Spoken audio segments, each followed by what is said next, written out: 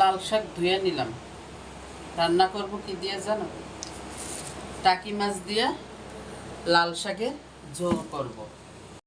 আসসালামু আলাইকুম। দেখো তোমরা, লাল শাক যে টাকি মাছ দিয়ে আমি ঝোল রান্না করব, এই জন্য এইখানে নিছি 8-10টা কাঁচামরিচ নিছি, 2টা রসুন নিছি, 2টা পেঁয়াজ নিছি, একটা টমেটো নিছি, নিয়ে আমি সুন্দর করে ওরে ব্লেন্ডার করে নিছি। এই যে এইভাবে। চলো রান্না। কড়াই গরম দিছি, আগেই তেল দিয়ে দিলাম। আমি শাকে সবসময়ের জন্য একটু তেলটা বেশি দিই, একটু তেল পানি বেশি হলে ভালো লাগে। দিয়ে দেব ওরে সুন্দর করে। এখন আমি তেলে ভাজা নেব, লবণ দিয়ে দেব।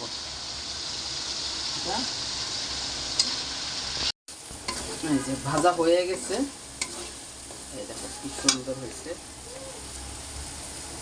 হলুদ দিয়ে দেব একটু, ব্যাস।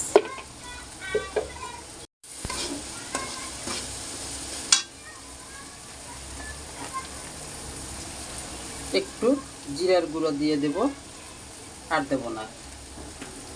এখন ব্লেন্ডার ধুয়ে পানি রাখছি, ওইটা দেব।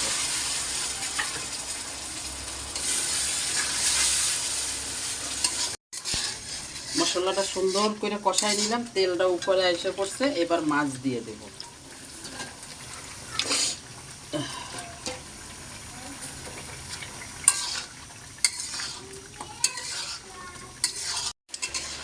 মাছ কষাই নিলাম সুন্দর করে।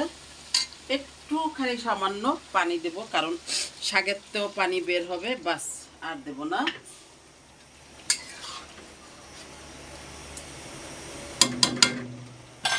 উপর থেকে এখন লাল শাক দিয়ে দেব। যারা যারা টাকি মাছ আর লাল শাকের ঝোল খাওনি এই শীতের সময়, তারা একবার হইলেও খাবা তোমরা। এরকম লাল লাল লাল শাক দিয়া জ্যান্ত টাকি মাছের ঝোল, সেই স্বাদ। ঢেকে দাও আনারকলি। আনারকলির কাজ হয়েছে শুধু কড়াইতে একটু ঢাকনাটা দেয়া, বুঝছো? পরে আমি রান্না করি আর শিখাই, আনারকলি এমনি না হেমনে, আনারকলি অমনে না অমনে দিবি, কিন্তু আনারকলি কামচোর। আমি খালি ডাকনা দিই, আমি আর কোনো কাজ করি না। না, মিথ্য কথা। রান্নাটা করে না, এটা সত্যি, কিন্তু আর সব ওই যে ফোড়ন দিতে উঠছে। রান্না করে না, খালি খায় না বাবা। ওর ও ছাড়া বাড়ি আমার অন্ধকার। চল বাবা। দেখো মাশাআল্লাহ কত সুন্দর করে আমি রান্না করেছি, দেখো তো। এরে আমার আল্লাহ, এত সুন্দর গ্রান বের হয়ে গিয়েছে। দেখো আর ঢাকবো না। সুন্দর লাল লাল হয়েছে। আজকে শাকগুলো সুন্দর লাল আছে কিন্তু না? হ্যাঁ, এই ঢাকার কারণে আমার কালারটা একটু নষ্ট হয়েছে, একটু চেঞ্জ হয়েছে। হ্যাঁ। না ঢাকলেও শাকটা আবার নরম হইতো না। এই যে এখন একদম নরম আবার হয়েছে। মাছ দাও না। এখন আর ঢাকবো না। একটা মাছ আমার ভাঙবে না, কিছু না। এটা মাছ তো থাকবে সব।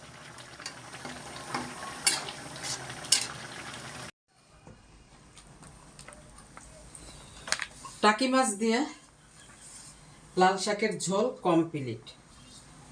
এখন খাবে।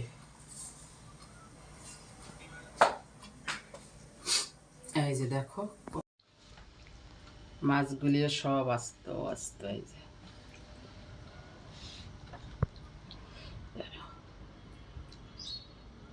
এটা মাথা। তোমরাও একবার বাসায় ট্রাই করে দেখো। আন্টি তো খাই, তোমরাও একবার খাইয়ে দেখো কেমন হয়।